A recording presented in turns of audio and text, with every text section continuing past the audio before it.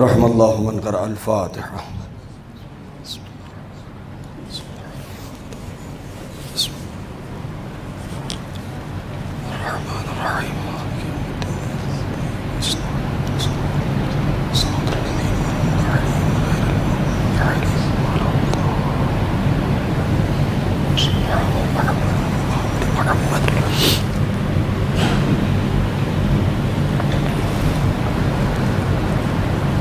لا حول ولا قوة إلا بالله العلي العظيم. حسبنا الله ونعم الوكيل، نعم المولى ونعم النصير. أعوذ بالله السميع العليم من الشيطان اللعين الرجيم. بسم الله الرحمن الرحيم. الحمد لله الذي لم يتخذ صاحبة ولا ولدا ولم يكن له شريك في الملك ولم يكن له ولي من الذل وكبره تكبيرا.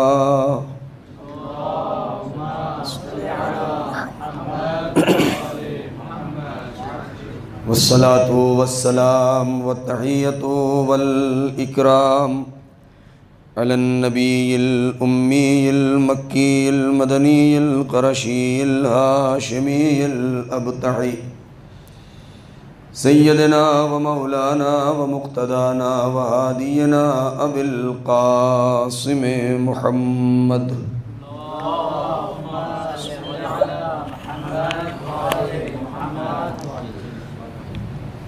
وعلى أهل بيته الطيبين الطاهرين المعصومين المظلومين الذين أذهب الله عنهم الرجس وطهرهم تطهيرا.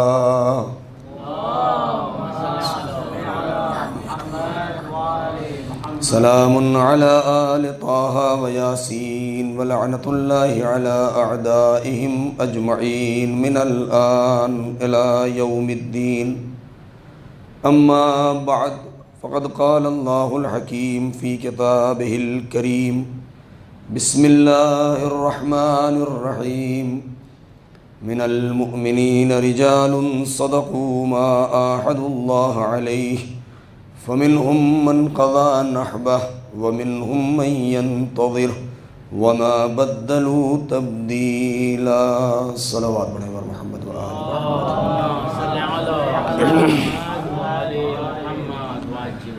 عزیزان محترم، طلاب کرام، علماء، یہ سلسلہ بیان جو آیہ کریمہ کے ذیل میں شروع ہوا تھا، آج اس کے اس مرحلے میں عنوان گفتگو آپ کے مد نظر ہے کربلا، اسوہ حق پرستی، حق جوئی اور حق طلبی.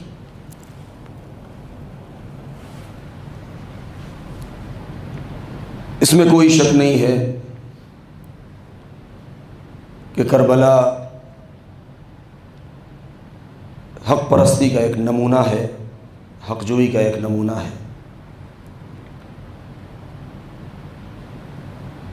بصیرت، شعور، ادراک جہاں اپنے کمال پر پہنچ جائے وہی کربلا ہے.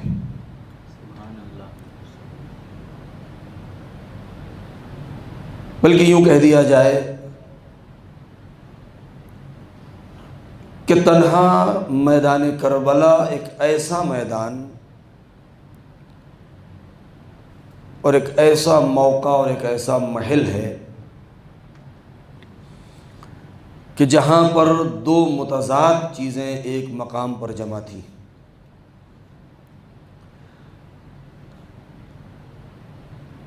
اگر پستیوں کو دیکھنا ہے تو بھی کربلا میں، بلندیوں کو دیکھنا ہے تو بھی کربلا میں. شاید یہ کہنا بیجا نہ ہو کہ اگر واقعہ کربلا نہ ہوتا تو نہ پستیوں کا اندازہ ہوتا نہ بلندیوں کا۔ اس لیے کہ ہمیشہ بلندی کا مقابلہ پستی سے کیا جاتا ہے۔ علماء کرام اور طلاب تشریف فرما ہیں، 4 نسبتیں جو بیان کی گئی ہیں علم منطق میں، اس میں ایک نسبت ہے متضائفین، تضائف، کہ اگر بلندی اور پستی کو پہچاننا ہے، تقدم و تأخر کو دیکھنا ہے، تو جب تک 2 چیزیں نہیں ہوں گی تب تک نہیں سمجھا جا سکتا۔ یعنی اگر بلندی کو سمجھنا ہے تو اس کے مقابلے میں پستی کا ہونا ضروری ہے، ورنہ تنہا ایک چیز اگر ہو تو نہیں کہا جا سکتا کہ یہ بلند ہے یا پست ہے، یہ اونچی ہے یا نیچی ہے۔ تقدم و تاخر، آگے اور پیچھے، اگر اس کو سمجھنا ہے تو 2 چیزوں کا ہونا ضروری ہے۔ 2 لوگ ہوں گے تب یہ کہا جائے گا کون آگے ہے کون پیچھے ہے۔ اگر ایک ہی انسان ہو تو نہیں کہا جا سکتا کہ یہ آگے ہے یا پیچھے ہے، مقدم ہے یا مؤخر ہے۔ اور تنہا میدان کربلا ہی وہ میدان ہے کہ جہاں پر حق بھی اپنے پورے وجود کے ساتھ اور باطل اپنے پورے وجود کے ساتھ ایک دونوں کے مقابلے میں آ گئے تھے۔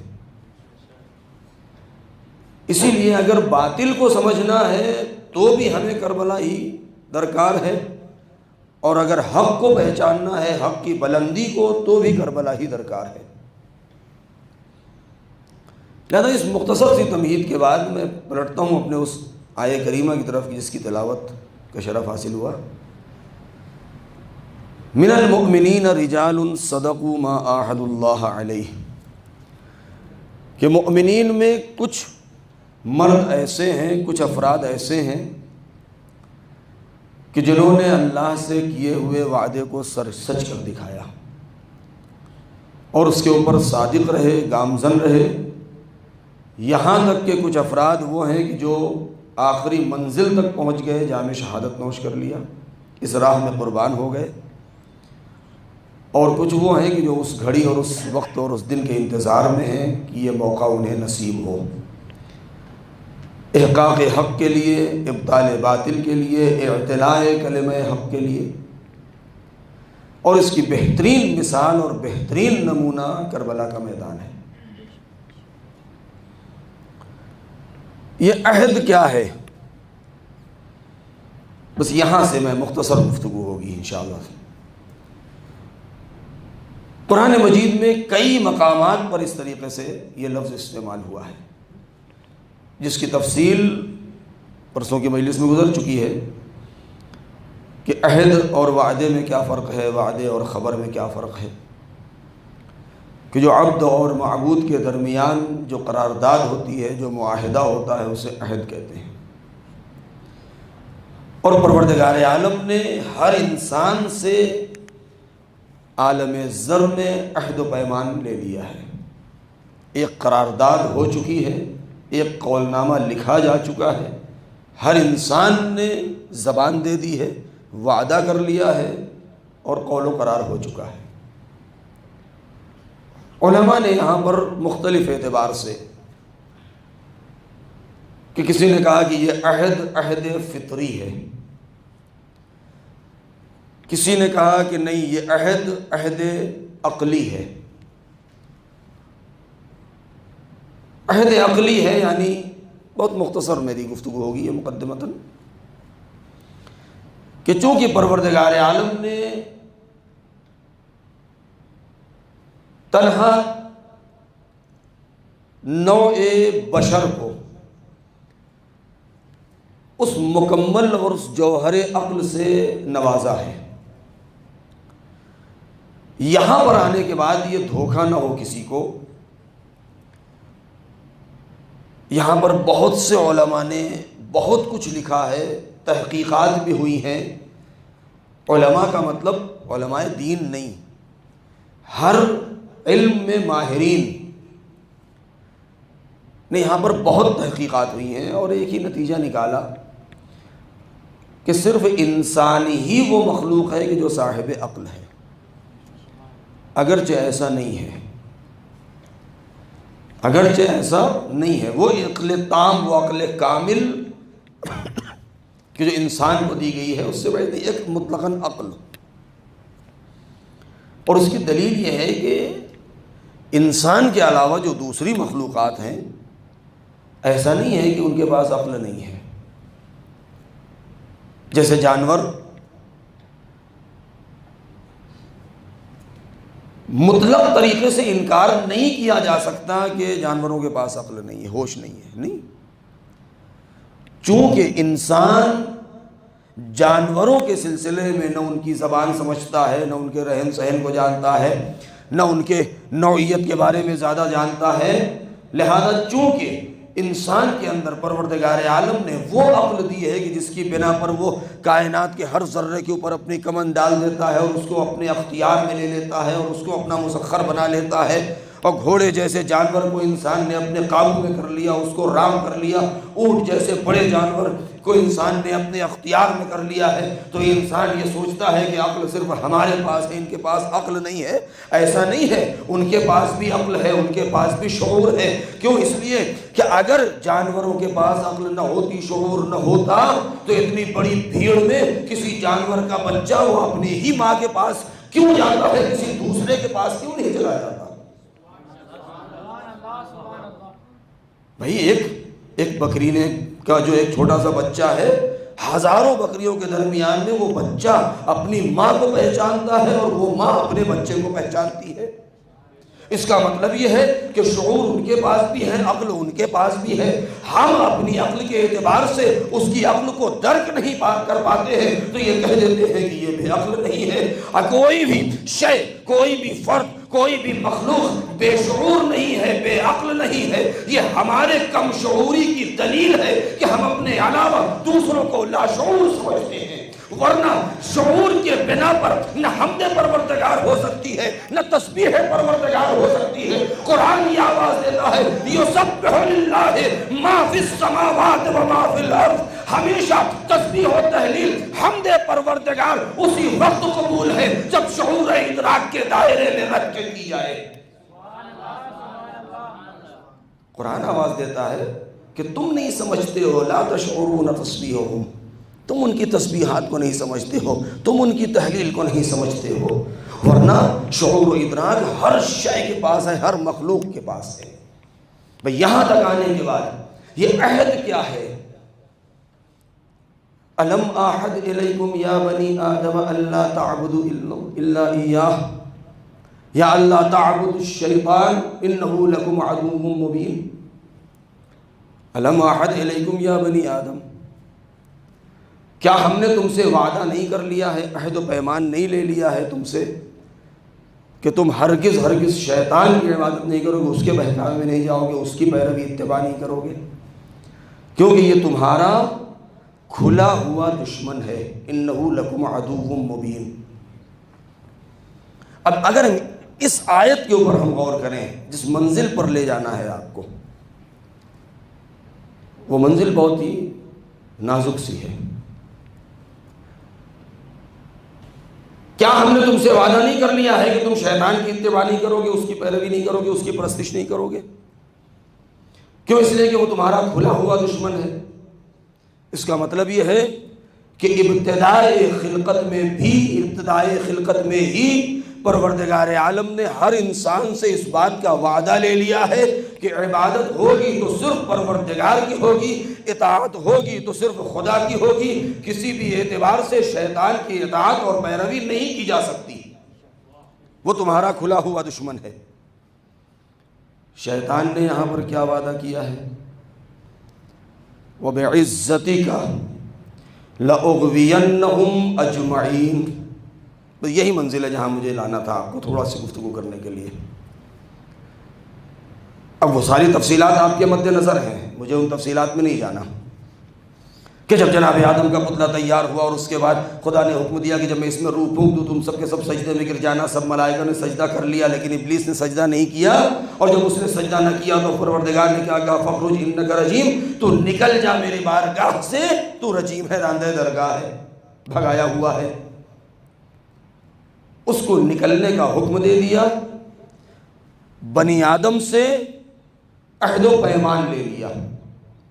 اب یہ عہد و پیمان جو کل کی مجلس میں گزر چکی ہے بات، یا پرسوں کی مجلس میں، کہ ہم تو عالم زر میں تھے، ہم تو بے ہوش تھے، ہمیں تو ہوش نہیں تھا، ہم تو عالم ارواح میں تھے، ہمیں یاد کیسے آئے گا کہ ہم نے کیا وعدہ کیا ہے؟ لہذا وہ ہستیاں پروردگار عالم نے بھیجی ہیں کہ جو ہمیں قدم قدم پر یاد دلاتے رہے اس بات کو کہ تم نے پروردگار سے کس بات کا وعدہ کیا ہے، تمہارا عہد و پیمان کیا ہے، تمہارا قول و قرار کیا ہے، تمہارا وعدہ کیا ہے۔ لہذا ہمیں وہ چیز یاد آتی رہے اور ہم اس کو چیز کو یاد کر کے پروردگار عالم کے مطیع اور اس کے عبد بنتے رہے اور شیطان کو دور بھگاتے رہے۔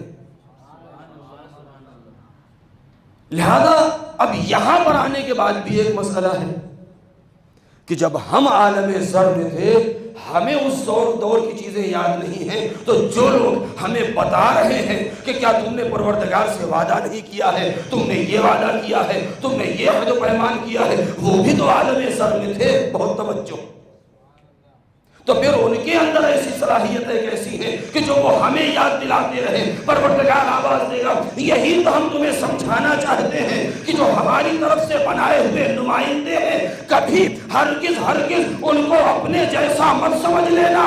تمہارے اوپر ایک ایسا دور گزر چکا ہے کہ تم بے ہوش تھے، تمہیں ہوش و حواس نہیں تھا، تم مجادم کے اندھیروں میں تھے، تمہارا کوئی وجود نہیں تھا، تمہیں کسی چیز کی خبر نہیں تھی، لیکن کچھ ہستیاں ہم نے ایسی بھی بنائی تھی جب تم نہ بے خبر تھے، لا شعور تھے، ادراک کی منزل میں نہیں تھے، تب بھی وہ عرش الہی پر ہماری تسبیح و تحلیل کر رہے تھے۔ صلوات پڑھے بر محمد و آل محمد۔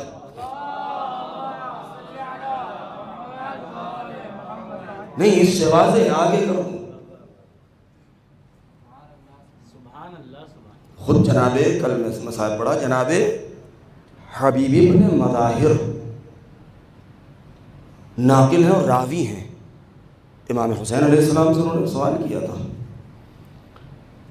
کہ جعلت فداک یا ابا عبداللہ، قربان جاؤں آپ پر، میں نے آپ کے جد سے سنا ہے اور آپ کے والد سے سنا ہے کہ جب عالم و آدم نہیں تھے تو ہم تھے، تو جب زمین نہ تھی، آسمان نہ تھا، سورج نہ تھے، چاند نہ تھے، کہکشاں نہ تھی، پیر ٹکانے کی کوئی جگہ نہ تھی، اور آسمان بھی نہیں تھا، اور ہم تو پتہ بھی نہیں ہے کہ کیا تھا کیا نہیں تھا، تو یہ بتائیے کہ جب کچھ نہ تھا تو آپ تھے کہاں؟ جب کچھ نہیں تھا اور آپ تھے تو آپ تھے کہاں؟ تو امام حسین علیہ السلام کا جملہ ہے کہ ہم اس وقت کننا انوارا ندور حول عرش اللہ، کہ اس وقت ہم انوار کی صورت میں تھے اور عرش الہی کا دور اور طواف کرتے تھے، اور ہم اس وقت تسبیح و تحلیل پروردگار کیا کرتے تھے۔ لہذا ایک یہ مرحلہ۔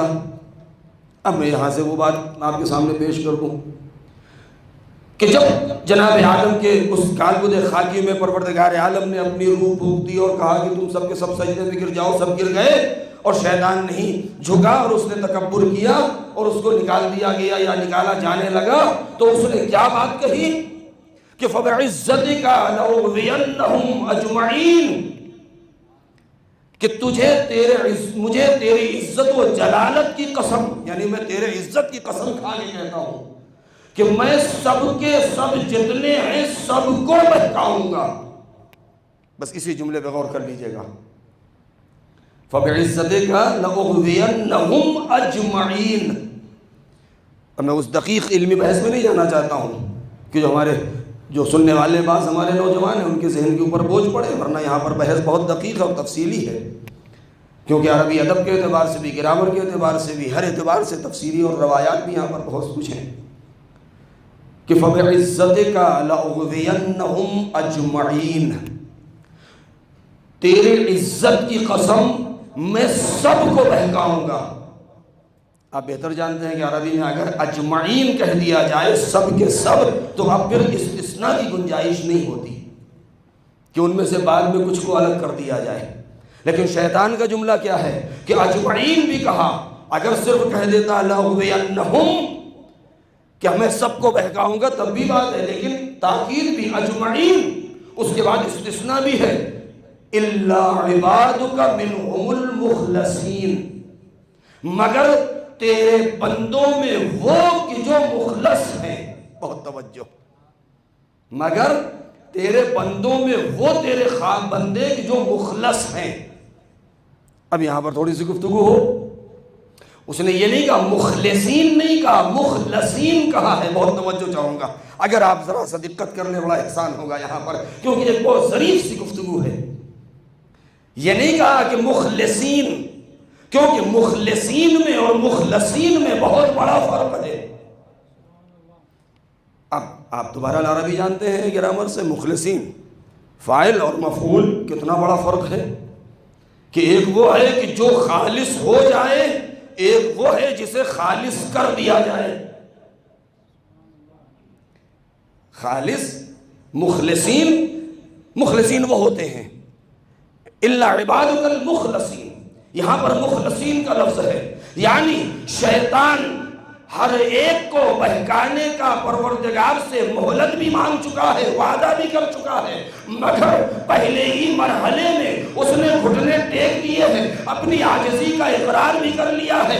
ابھی آدم کی اولاد زمین پر نہیں آئی, ابھی آدم عرش الہی پر ہے, ابھی تازہ تازہ روح پھونکی گئی ہے, ابھی تازہ تازہ ان کے لبوں میں جنبش ہوئی ہے, ابھی تازہ تازہ آدم نے آنکھیں کھولی ہیں. ابھی کسی کو معلوم نہیں کہ آدم کب تک عرش پر رہیں گے, کب زمین پر جائیں گے, ان کی اولاد کب ہوگی, کتنی اولاد ہوگی, نسل بنی آدم کا آدم کہاں کہاں آباد ہوں گے, کس کس ملک میں آباد ہوں گے, ان کے حالات کیا ہوں گے, فتنہ و فساد ہوگا یا نہیں, مل جل کے رہیں گے یا اختلاف کر کے رہیں گے, ابھی کچھ نہیں معلوم. بہت توجہ. مگر پہلے سے شیطان کیا کہہ رہا ہے کہ لَأُغْوِيَنَّهُمْ أَجْمَعِينَ, میں سب کو بہکاؤں گا, إِلَّا عِبَادُكَ الْمُخْلَصِينَ, مگر وہ کہ جو تیرے خالص بندے ہیں. پہلے ہی سے کہہ چکا کہ میں ان کو نہیں بہکا پاؤں گا. اب یہ مخلصین اور مخلصین ہیں کون کون؟ مخلصین وہ ہوتے ہیں کہ جو پروردگار عالم کی بارگاہ میں آنے کے بعد اپنے ہر عمل کو پروردگار کے لیے خالص کرتے ہیں, جن کی عبادتوں میں خلوص ہو, جن کے یہاں تواضع بھی ہو, جن کے یہاں انکساری بھی ہو, جن کے یہاں خاک نشینی بھی ہو. یہ ساری چیزیں وہ ہیں کہ جو مخلصین ہیں, جو کبھی شرک نہیں کرتے ہیں, جو عبادت میں کسی کو شریک نہیں رکھتے ہیں, جو پروردگار کے مطیع ہوتے ہیں. یہ سب کے سب مخلصین ہیں.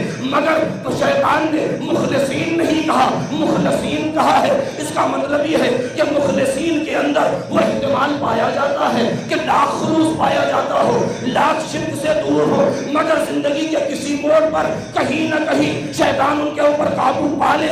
مگر مخلصین وہ ہوتے ہیں جن کے اوپر شیطان پہلے ہی پہ چکا ہے, ہم کبھی تیرے اوپر قابو نہیں پائیں گے. اب دنیا تاریخ میں جائے وہ کیسے افراد تھے جو جانشینی کا دم بھی مر رہے ہیں, خلافت بھی لے رہے ہیں, خود اقرار کر رہے ہیں. کبھی کبھی شیطان ہم پر سوار ہو جاتا ہے. صلوات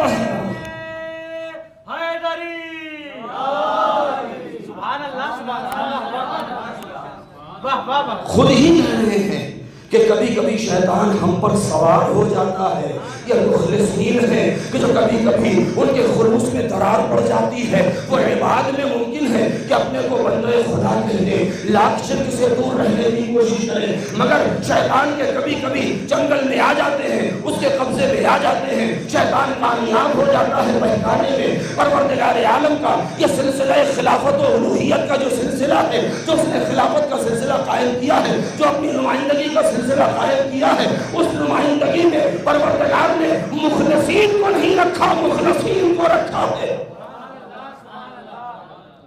مخلصین کو نہیں, مخلصین کو رکھا ہے. مخلص وہ ہے کہ جو خود سے اپنے ہر عمل کو پروردگار کے لیے خالص بنا دے. مگر مخلصین وہ ہوتے ہیں جن کو پروردگار نے اتنی بڑی بھیڑ سے چن لیا ہو. تم مخلص ہو, لیکن یہ وہ شخصیتیں ہیں کہ جن کو ہم نے انتخاب کر لیا ہے. لہذا اب دنیا خود فیصلہ کر لے کہ کس کے پیچھے چلنا ہے, کیونکہ پروردگار عالم نے انسان کو, سورہ حل اتی کی آیت ہے ابتدائی, حل اتی علی الانسان حین من الدہر لم یکن شیئا مذکورا انا خلقنا الانسان من نطفۃ امشاج نبتلیہ فجعلناہ سمیعا بصیرا انا ہدیناہ السبیل اما شاکرا و اما کفورا.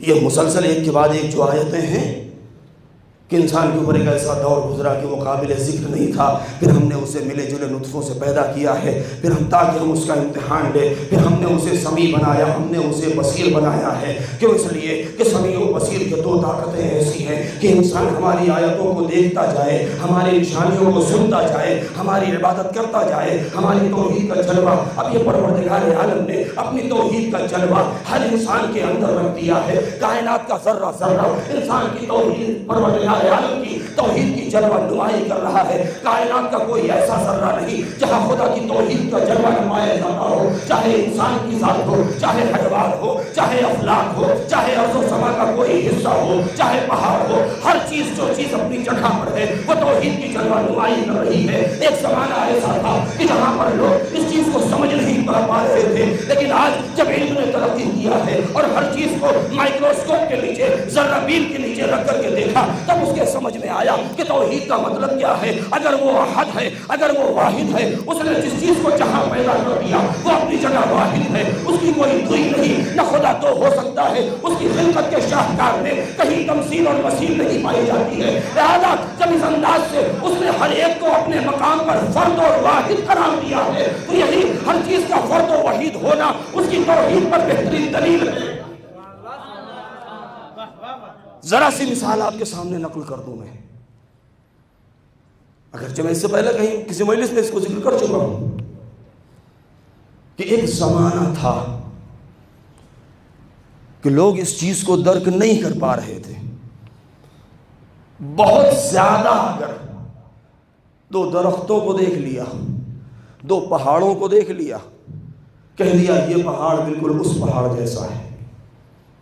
توجہ کیجئے گا، یہ درخت اس درخت جیسا ہے. لیکن جب علم ترقی کرتا گیا، دنیا میں لوگ آباد ہوتے چلے گئے، تو یہ دائرہ اور چھوٹا ہو گیا اور چھوٹی سی چیز کے درمیان مقایسہ کرنا شروع کر دیا. انسان کے چہروں کو دیکھا، دنیا حیرت میں پڑ گئی. وہ خالق کیسا ہے، وہ مالک کیسا ہے. جملہ یہاں پر میں بریکٹ میں کہہ دوں، اگر کوئی دلیل نہ ہو انسان کے پاس، صرف انسان کا یہی چہرہ، اگر انسان اسی پر غور کر لے تو پروردگار عالم کی توحید کی جلوہ نمائی کرتا ہے کہ اربوں اور کھربوں اور کروڑوں افراد خلقت آدم سے لے کر کے آج تک دنیا میں آ چکے ہیں. کتنے دنیا میں موجود ہیں، کتنے آنے والے ہیں. لیکن کمال آپ دیکھیں کہ اس مختصر سے چہرہ ایک انسان کا دوسرے سے ملتا نہیں ہے. کوئی نہ کوئی فرق ضرور ہے، کوئی نہ کوئی فرق ضرور ہے. جب انسان نے علم کے مرحلے میں اور آگے قدم بڑھایا تو کہا نہیں یہ چہرہ تو بہت بڑا ہے. کسی زمانے میں آج بھی ڈاکومنٹس کے اوپر کہ جب کوئی تشخیص کے لیے کوئی پروف کے طور پر انسان کی فوٹو لگائی جاتی ہے تاکہ وہی انسان پتہ چلے کہ ہمارے دفتر میں جو آیا ہے، ہمارے آفس میں جو آیا ہے وہ یہی انسان ہے، ہم نے جس کو مجرم قرار دیا ہے وہ یہی انسان ہے، یہ حق جو مانگ رہا ہے یہ یہی انسان ہے. اس کی فوٹو کے ذریعے، اس کی تصویر کے ذریعے پہچان لے. لیکن جب کچھ اب زمانہ وہ آ رہا ہے دھیرے دھیرے اور آ بھی چکا کہ نہیں یہ چہرہ تو بہت بڑی بات ہے، کوئی ایسی چیز تلاش کرو کہ جو دوسرے سے آپس میں نہ ملتی ہو. لہذا لوگوں نے کشف کیا علم کے زور پر کہ ہر انسان کے انگوٹھے کا ایک نشان دوسرے انسان کے انگلی کے نشان سے نہیں مل رہا ہے. صرف انگوٹھے کا نشان ہی نہیں بلکہ ہر انسان کے یہ 20 انگلیاں ہیں، یہ آپس میں نہیں ملتی. یہ 20 انگلیوں میں کوئی سی بھی انگلی کا نشان دنیا کے کسی انسان کی کسی انگلی کے نشان سے نہیں مل رہا. یہ نہیں کہہ سکتے ہمارے انگوٹھے کا نشان آپ کے انگوٹھے کے نشان جیسا ہے. ہتھیلی کا نشان کسی دوسرے سے نہیں ملتا. ترقی کیا اور زیادہ سامان ملے تو کہا نہیں یہ بہت بڑی چیز ہے، اس سے چھوٹی چیز نکالی. اور وہ کیا ہے کہ کسی انسان کے آنکھ کی پتلی کسی دوسرے انسان کے آنکھ کی پتلی سے نہیں مل رہی ہے. وہ پروردگار نہیں ترقی اور کیا. ریگستان میں گئے، ریگستان کے اس ریگزار کے ذرے کو اٹھایا، جب مائکروسکوپ کے نیچے رکھا تو پتہ یہ چلا کہ ریگستان میں موجود ریگزاروں میں کوئی ذرہ ایسا نہیں جس کی شکل دوسرے سے ملتی ہو. کوئی ذرہ ایسا نہیں جس کی شکل دوسرے سے ملتی ہو. ارے تعجب اس بات کے اوپر ہے کہ ذرے ایک دوسرے سے مل نہیں رہے، لیکن اتنے بڑے بڑے جاہل لوگ موجود تھے جنہوں نے کہہ دیا رسول ہمارے جیسے.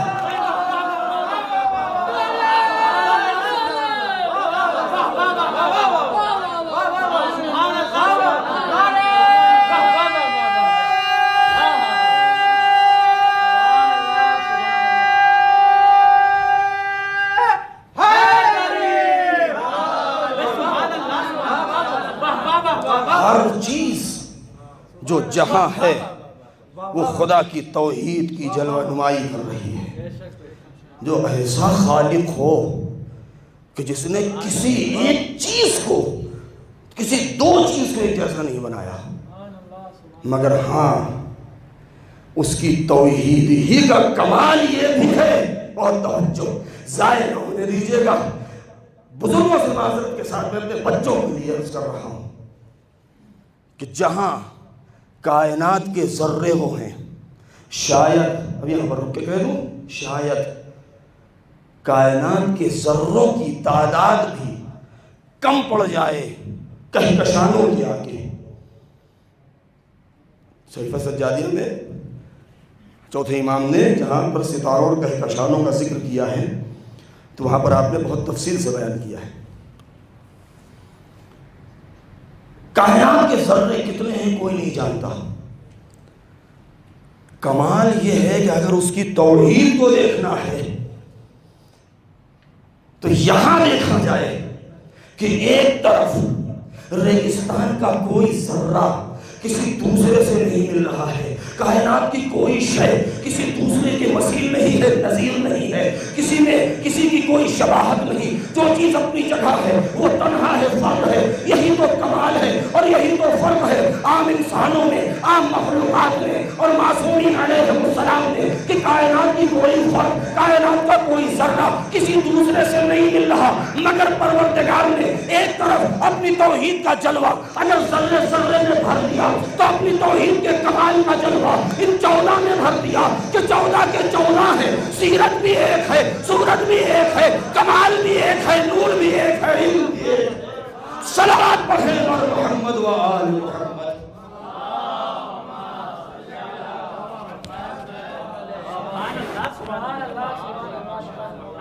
امتیاز دیکھنا ہے تو ایسے دیکھیں، اتحاد دیکھنا ہے تو ایسے دیکھیں کہ 14 ہیں مگر سب ایک جیسے ہیں. اب یہاں پر آ چکا ہوں تو وہ بات میں کہی دوں، ورنہ ارادہ نہیں تھا، موضوع کچھ اور تھا. یہ 14 میں جو اتحاد ہے اس کی بھی کوئی نظیر نہیں ہے، نہ تھی نہ ہے نہ رہے گی. شاید یہاں کی مجلس میں یا کہیں مجلس میں، شاید میں نے تھوڑا سا مرتبہ ذکر کیا تھا، غالباً حرم کی مجلس میں، کہ اگر اتحاد کو دیکھنا ہے تو ایک چھوٹی سی مثال دنیا کی لے لیں، اور وہ کیا؟ آپ کو ابتدا سے لے کر کے آج تک دنیا میں کوئی 2 آدمی ایسے نہیں ملیں گے کہ جو پورے طریقے سے ایک انسان دوسرے انسان کی زندگی کی ضمانت لے لے. نہیں ملیں گے. دیکھیں، حق کو اگر پہچاننا ہے، اگر حق کو پہچاننا ہے اور باطل کو پہچاننا ہے، پچھلے سال کی مجلس کا جملہ دہرا دوں کہ اگر طاغوت اور ولی خدا کو پہچاننا ہے تو ہم کربلا کے ذریعے سے پہچان سکتے ہیں. کیونکہ ولی خدا، اگر طاغوت کی تعریف کیا ہے؟ ولی خدا کے ہوتے ہوئے اس روئے زمین پر اگر کوئی بھی ولایت کا دعویٰ یا خلافت کا دعویٰ کرے تو وہ طاغوت ہے. سیدھی سی بات ہے. اس کے علاوہ دوسری کوئی بات ہی نہیں ہے. یعنی لوگ نہ کہیں کہ آپ نے کیسے باطل حکومت کہہ دیا، طاغوت کہہ دیا.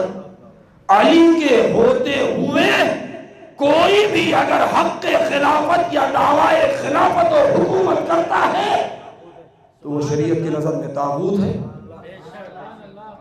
بھئی جب طاغوت ہو گیا تو قرآن مجید نے تو طاغوت کے پیروی کرنے کی منع کیا ہے پہلے ہی.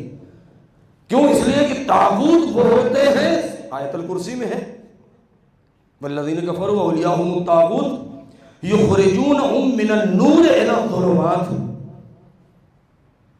یعنی جو طاغوت ہوتے ہیں، جن کے اولیاء طاغوت ہیں، وہ نور سے نکال کے ظلمات میں لے جاتے ہیں، اور جو ولی خدا ہیں، جو اولیاء الہی ہیں، وہ اندھیروں سے نکال کے نور کی طرف لے آتے ہیں. اب جب مولا کے موت ہوتے ہوئے بھی کوئی انسان دعوی خلافت کر رہا ہے، حاکمیت کر رہا ہے، تو اب اس کا مطلب یہ ہے کہ وہ طاغوت ہے. لہذا اب ہمیں کہنے دیجئے کہ دنیا میں اندھیروں میں ڈوبی ہوئی یہ قوم کیوں ہے؟ اسی لیے کہ جنہوں نے در علی کو چھوڑ کے دوسری طرف چلے گئے، وہ نور سے نکل کے اندھیروں میں گئے. کل بھی بھٹک رہے تھے، آج بھی بھٹک رہے ہیں، قیامت تک بھٹکتے رہیں گے. لیکن جو در سیدہ کو چھوڑ کے کہیں نہ گیا، کل بھی اجالے میں، آج بھی اجالے میں، قیامت تک اجالے میں رہے گا. صلوات پڑھیں بر محمد و آل محمد.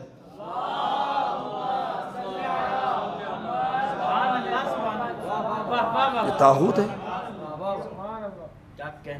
لہذا یہ طاغوت جو اندھیروں کی طرف لے کے جاتے ہیں، نور سے نکال دیتے ہیں. اتحاد کی بات چل رہی تھی. 2 سلسلے ہیں، 3. چھوٹی سی مثال، وقت اگر بیان کیا جائے تو اس میں تفصیل بہت ہے. جتنا فخر کریں ہم کم ہے، اور خدا کا جتنا احسان مانے کم ہے کہ پروردگار نے ہمارے لیے ایسی ہستیاں منتخب کی ہیں. محمد و آل محمد علیہ السلام کی جو ذات ہے. کبھی میں نے جملہ کہا تھا کہ اہل بیت سے مراد اہل بیت نبی نہیں بلکہ اہل بیت نبوت مراد ہے. اتحاد کیا ہے؟ سلسلہ بنی امیہ کو دیکھیں، سلسلہ بنی عباس کو دیکھیں جو طاغوت ہیں. یہ 2. اس کے علاوہ آپ کو اختیار ہے پوری دنیا میں جتنے بھی حاکم گزرے ہیں اب تک، کیونکہ ابھی تو یہی نہیں طے ہو پایا کہ اس دنیا کی ابھی تک عمر کتنی ہوئی ہے، یہ زمین کب بنی ہے، جناب آدم کب پیدا ہوئے ہیں، کتنے ہزار سال ہوئے، ابھی تک تو یہی نہیں طے ہو پایا. لیکن جتنے بھی سلاطین گزرے ہیں، چاہے وہ استبدادی حکومت رہی ہو، سلطنتی رہی ہو، جمہوریت رہی ہو، بادشاہت رہی ہو، جو بھی رہی ہو، ہمیں اس سے بحث نہیں ہے. بہت سی حکومتیں ایسی بھی رہی ہیں کہ جو موروثی رہی ہیں.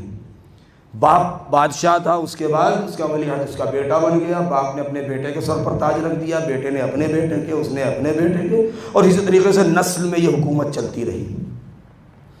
لیکن کمال یہ ہے، اور بالخصوص سب پر نہ جائے، رسول کے بعد صرف 3 مرحلے پر نظر کر لیں، بس اشارہ کافی ہے، زیادہ دور نہ جائیں. صرف 3 مرحلے رسول کے بعد جو 3 اسٹیپ آئے ہیں خلافت کے، جو 3 زینے ہیں، وہ تو آپ جانتے ہی ہیں کہ وہ زینہ اترتے اترتے کہاں پہنچ گئے تھے، ہمیں اس سے ویسی نہیں ہے.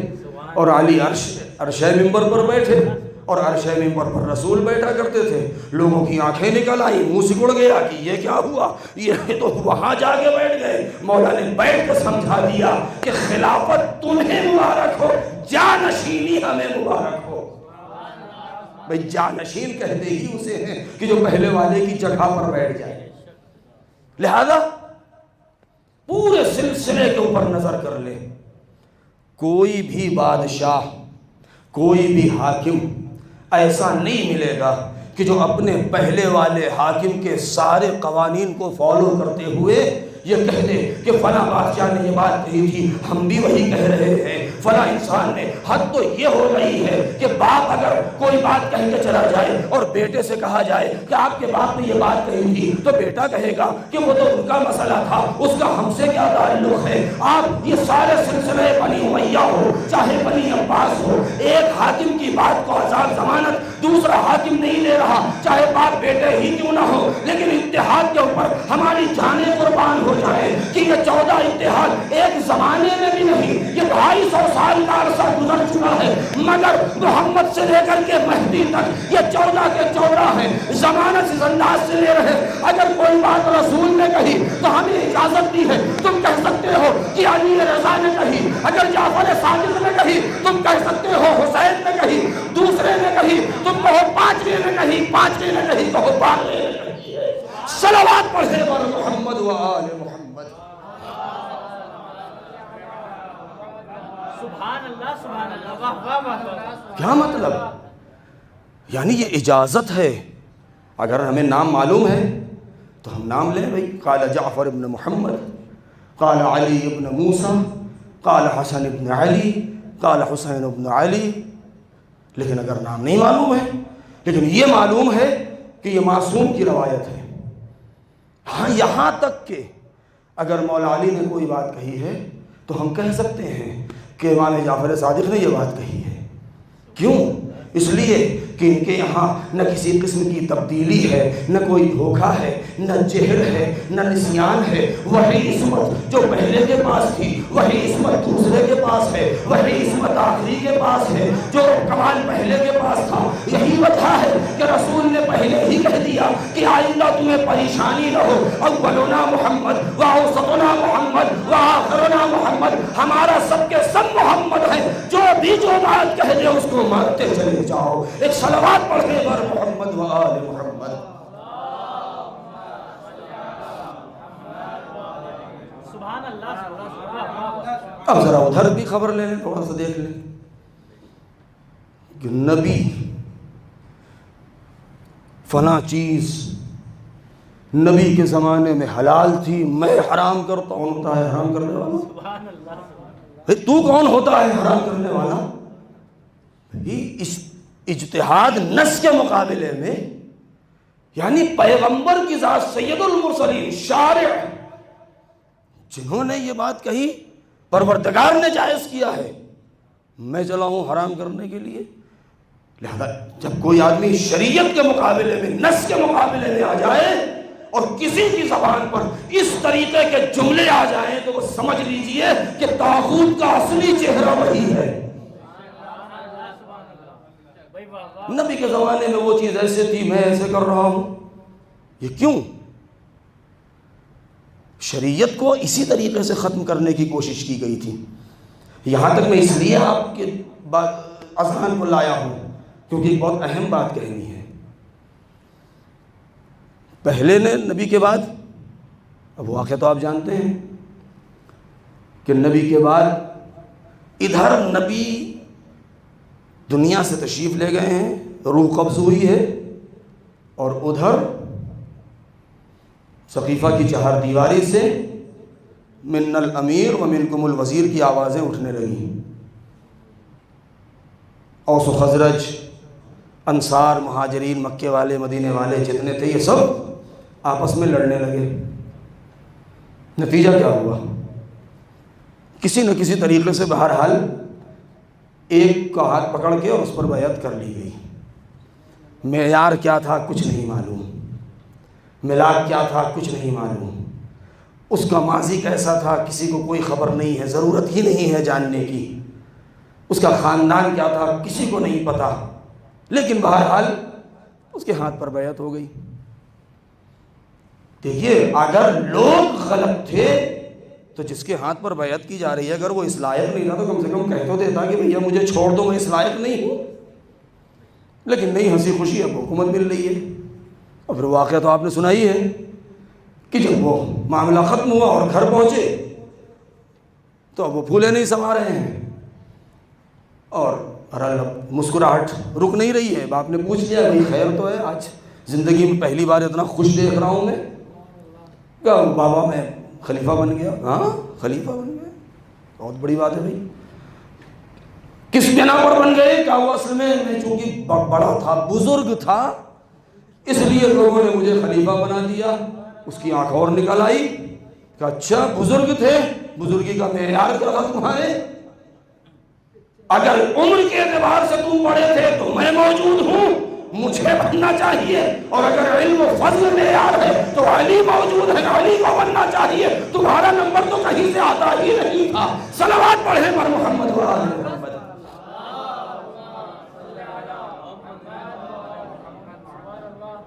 وہ جملہ جو اس کے لیے میں نے زحمت دی ہے. دیکھیں تاریخ میں کوئی چیز چھپی نہیں رہتی، حق کبھی چھپتا نہیں ہے. بہت کئی برس پہلے ایک مجلس پڑھی تھی میں نے اجتیا میں، زیارت عاشورہ کی شرح بہت سے لوگوں نے کی ہے، لیکن ایک شرح ہے علامہ ابو الفضل تہرانی نے 2 جلدوں میں. کتاب کا نام ہے شفاء الصدور. اس کے اندر اس طریقے کی روایتیں موجود ہیں. یہ روایت جو میں پڑھ رہا ہوں وہی موجود ہے. ابن مردویہ سے بھی یہ روایت ہے، بعض دیگر بزرگان عامہ نے بھی اس کو نقل کیا ہے کہ جس زمانے میں یہ زہرت عاشورہ میں جو ہم اور آپ پڑھتے ہیں، اللہم لعن اول ظالم ظلم حق محمد و آل محمد و آخر تابع له علی ذالک، یعنی پروردگار تیری لعنت ہو اس پہلے ظالم کے اوپر کہ جس نے حق محمد و آل محمد کو چھینا ہے اور ان پر ظلم کیا، ان کے حق پر ظلم کیا ہے، اور اس کی اتباع کرتے ہوئے آخر تک، چاہے اس زمانے میں بھی لوگ موجود ہوں اگر ایسے تو ان پر بھی وہ شامل ہو جائیں گے. لہذا یہ اول ظالم کا مطلب کون، کس نے ابتدا کی ہے ظلم کی، یہ راز پردہ راز میں رہ جاتا. لیکن وہ جو دعا ہے معصوم کی طرف منسوب ہے، وہ جملہ کہ اللہم اشغل الظالمین بالظالمین یا ظالم بالظالم، کہ خدا ظالم کو ظالم سے ملا دے اور بھڑا دے اور مشغول کر دے. تو کبھی کبھی ایسا ہوتا ہے کہ ظالم آپس میں لڑتے ہیں اور اس طریقے کی بات کہے جاتے ہیں کہ جو حق ہوتی ہے. جس زمانے میں مولا کائنات نے محمد ابن ابی بکر کو مصر کا والی بنایا اور روانہ کیا، اور اس کے بعد ان کو وہاں جا کے خبر ملی کہ حاکم شام معاویہ ابن ابی سفیان نے مولا علی کے خلاف اعلان جنگ کیا ہے اور حکمیت وغیرہ، اور یہ سب اطلاع جب ملی تو محمد ابن ابی بکر نے خط لکھا معاویہ کے پاس. وہ خط موجود ہے تاریخ میں، اور خط میں لکھا گیا من محمد ابن ابی بکر الی معاویہ ابن ابو سفیان ابن حرب. اور اس کا نیچے کا جملہ کیا ہے کہ اے حاکم شام، میں نے سنا ہے ایسے سے ایسا ہوا ہے، کیا تجھے نہیں معلوم، کیا تو غدیر بھول گیا، کیا تیرے باپ نے تجھ سے کچھ نہیں بتایا تھا، وغیرہ وغیرہ یہ ساری باتیں. البتہ یہ جملہ میری طرف سے اضافہ تھا. کیا تجھے خبر نہیں ہے، کیا لوگوں نے بتایا نہیں ہے کہ مولا حق پر ہیں، حضرت علی حاکم اسلامی ہیں، وہ خلیفہ رسول ہیں، تو نے اتنا بڑا ظلم کیا ہے ان کے حق میں کہ تو نے حکمیت جیسی چیز کو لا کے پیش کر دیا ہے، اور وغیرہ وغیرہ یہ ساری باتیں، اور تو نے شام میں حکومت بنائی ہے جبکہ ولی خدا کے ہوتے ہوئے تیری حکومت جو ہے وہ جائز نہیں ہے. یہ بہت تفصیل سے جب خط لکھا اور یہ خط پہنچا شام، تو معاویہ نے شام خط پڑھنے کے بعد اپنے منشی سے کہا جواب لکھو عمرو عاص کے ساتھ میں. تو جواب میں لکھوایا کہ من معاویہ ابن ابی سفیان الی الزاری علی ابیہ محمد ابن ابی بکر. یہ خط معاویہ ابن ابی سفیان کی طرف سے ہے اس بیٹے پر جس نے اپنے باپ پر ظلم کیا ہے، محمد ابن ابی بکر، یعنی جو اپنے باپ کے راستے پر نہیں چلا. اور اس نے وہ جملہ لکھا، اس کتاب میں یہ موجود ہے، آپ پڑھ سکتے ہیں کہ تو چلا ہے مجھے نصیحت کرنے کے لیے، میرے پاس طاقت تھی، میرے پاس لشکر تھا، 1 لاکھ کا لشکر میرے پاس لشکر جرار تھا شام میں نے محنت کی ہے، اتنے سال وہاں حکومت کی ہے، لہذا میں نے اپنے طاقت کے زور پر، اپنی دولت کے زور پر، اپنے لشکر کے زور پر جو مجھے اچھا لگا وہ میں نے کیا ہے، اور میں نے علی کے مقابلے میں اپنی حکومت بنا لی ہے. لہذا یہ تو کون ہوتا ہے مجھے، اور وہ بھی تو چلا ہے مجھ سے کہنے کے لیے کہ میں نے علی کے اور خاندان علی اور آل رسول پر ظلم کیا ہے. مجھ پر اعتراض کرنے سے پہلے اور انگلی اٹھانے سے پہلے اتنا یاد رکھ کہ جا اپنے باپ کی قبر پر کہ جس نے سب سے پہلے آل محمد پر ظلم کیا ہے. یہ معاویہ کا جملہ ہے. کیوں؟ اور اس نے یہ کہا کہ تیرا باپ اول ظالم ہے. یہ ایک خط. دوسرا خط امام حسین علیہ السلام کی شہادت کے بعد، یہ پہلے کے بیٹے کو یہ جواب ملا، محمد ابن یا ابی بکر یہ پہلا خط، عبداللہ ابن عمر ابن خطاب یہ دوسرا خط۔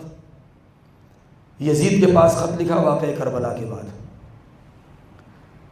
کہا کہ میں نے سنا ہے ایسے سے ایسا ہو گیا ہے اور حسین کو قتل کر دیا، ان کے اہل حرم کو اسیر کر لیا ہے، عالم اسلام کو تو نے غمزدہ کر دیا ہے، زمین و آسمان نے گریا کیا ہے اور پورا عالم سوگ نشین ہے، یہ تو نے بہت بڑا ظلم کیا ہے، یہ تو نے اچھا نہیں کیا ہے۔ جب اس نے یہ خط پڑھا ہے تو اس کے جواب میں بھی یہی لکھا ہے اس نے کہ تو کیوں کون ہوتا ہے میرے اوپر اعتراض کرنے والا، یہ لشکر، یہ دولت، یہ حکومت، یہ خلافت، یہ سلطنت مجھے میرے باپ سے میراث میں ملی تھی، میرے پاس طاقت تھی، میرے پاس قدرت تھی، لہذا مجھے جو اچھا لگا وہ میں نے کیا ہے، اور اگر تو یہ کہتا ہے کہ میں نے ظلم کر دیا ہے، میں نے کوئی نیا کام نہیں کیا، یہ وہی ظلم، وہی کام میں نے کیا ہے جس کی بنیاد تیرے باپ نے کی ہے، اس لیے کہ اگر تیرا باپ نہ ہوتا تو اس پہلے کو خلافت نہ ملتی، پہلے نے استخلاف نہ کیا ہوتا تو تیرا باپ خلیفہ نہ بنتا، یہ سلسلہ جو مجھ تک پہنچا ہے یہ تیرے ہی آباء و اجداد سے ہم پر ملا ہے، لہذا دشمنوں کے ذریعے سے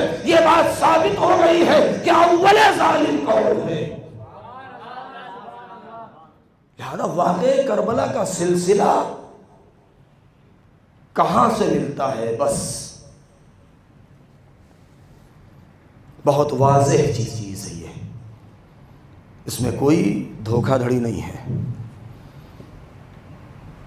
ثابت شدہ چیز کو بار بار ثابت کرنے کی ضرورت نہیں ہوتی۔ حسین ابن علی نے میدان کربلا میں جو حق واضح کیا ہے، جو روشن کیا ہے، مدینے سے نکلتے وقت اسیر بسیرت جدی و ابی، میں اپنے جد کی سیرت، میں اپنے باپ کی سیرت کو قائم کرنے جا رہا ہوں، اور وہی سیرت حسین ابن علی نے میدان کربلا میں۔ ہمارا سلام ہو ان نونہالوں پر، ان جوانوں پر۔ کربلا بلکہ یوں کہہ دیا جائے، کربلا عراق میں موجود کسی زمین کا نام نہیں ہے، کربلا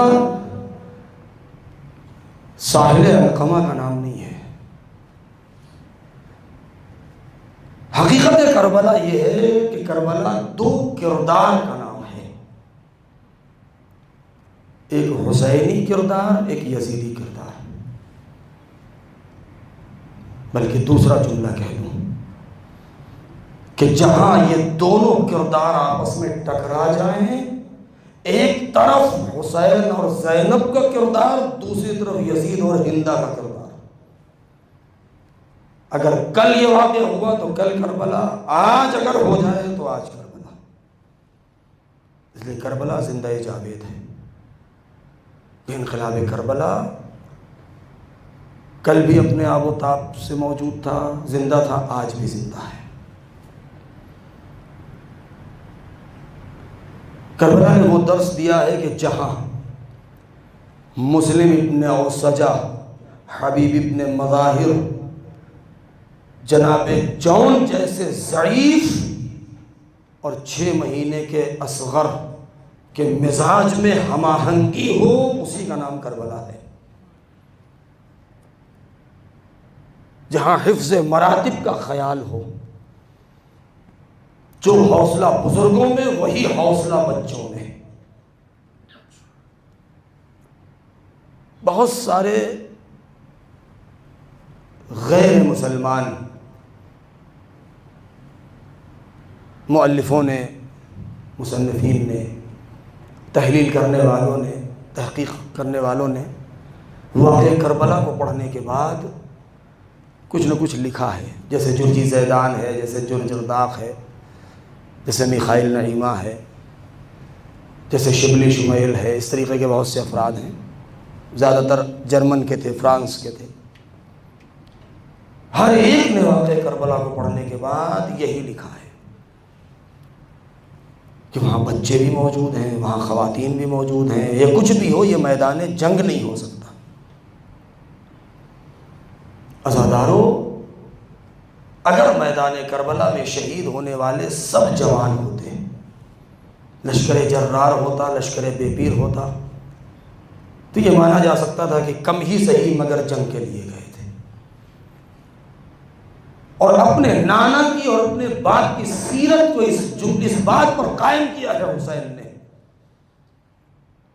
کہ پہلا تیر اگر چلا ہے تو لشکر یزیدی کی طرف سے چلا ہے، کہ جب عمر ابن سعد ابن ابی وقاص نے صبح عاشور بلندی پر کھڑے ہو کر کے پہلا تیر پھینکا ہے، اور اس نے یہ بات کہی ہے کہ اے میرے لشکر والو، گواہی دینا کل تم کہ سب سے پہلا تیر میں نے پھینکا ہے، تب جا کے حسین ابن علی کے جانثاروں نے دفاع کرنا شروع کیا۔ کیسی قربانی!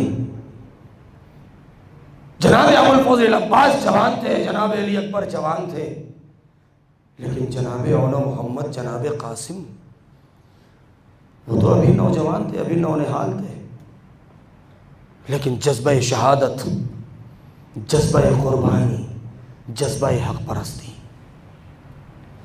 صبح عاشور نمودار ہوئی، معرکہ کارزار گرم ہوا۔ معرکہ کارزار گرم ہوا، ایک کے بعد ایک حسین کے چاہنے والے اجازت لیتے ہیں، میدان کارزار میں جاتے ہیں، اپنی جان قربان کر دیتے ہیں۔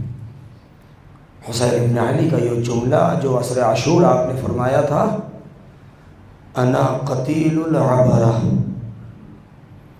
مجھے رلا رلا کے مارا گیا، اس کا مفہوم کیا ہے؟ اس کا مفہوم کیا ہے؟ کبھی حبیب کے سرحانے امام کو رلایا گیا، کبھی جون کی میت اٹھائے تو رو دیے، کبھی مسلم ابن اور سجا کے سرحانے پہنچے تو رو دیے، کبھی تازہ مسلمان اپنے مہمان وہب کے سرحانے پہنچے تو رو دیے۔ پورے دن حسین روتے رہے، میتیں اٹھاتے رہے۔ اسی سے اندازہ لگایا جا سکتا ہے کہ حسین کی پیاس کا عالم کیا رہا ہوگا۔